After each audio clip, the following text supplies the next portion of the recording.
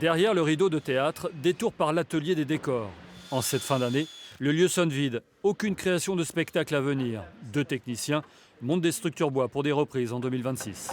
Il y a eu beaucoup de monde avant, quand il y avait de l'argent. Après, il n'y a pas non plus beaucoup de demandes parce qu'on n'a pas beaucoup de choses à réaliser en ce moment. Basé à Cholet, le théâtre régional des Pays de la Loire a fêté ses 50 ans d'existence en 2022. Un demi-siècle de production en toute saison et à travers toute la région. Donc là, c'était vraiment un escalier qui a plus d'une centaine d'années, qu'on a recoupé en 3, qu'on a renforcé et puis qu'on a réadapté pour pouvoir le monter, démonter. La dernière tournée des villages aura été un succès populaire comme jamais. 12 000 spectateurs sont venus voir jouer la troupe, au cœur de l'été, alors que les nuages noirs s'amoncelaient. À commencer par les subventions du conseil régional, réduites de 15% cette année, les 137 500 € passeront à zéro l'an prochain.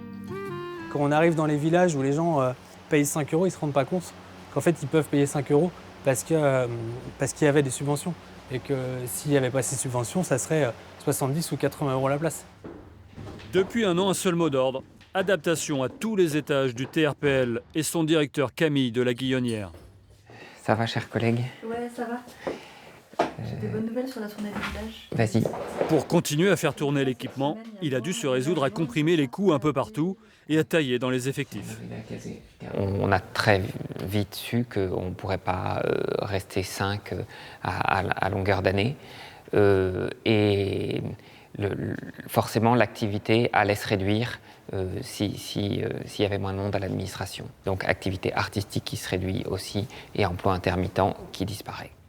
Le directeur s'est inscrit de lui-même sur la liste des prochains licenciés. Il rebasculera dans l'intermittence.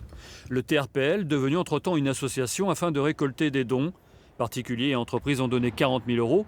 Un soutien, mais pas une garantie pour l'avenir. La culture comme service public, ça me paraît essentiel dans un temps où la société se morcelle.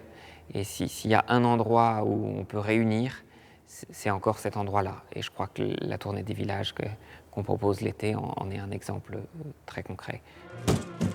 Renommée Troupe réunie pour la poésie et la liberté, la TRPL peut compter sur d'autres collectivités locales. L'agglomération de Cholet et les départements du Maine-et-Loire et de la Vendée ont maintenu intégralement leurs subventions.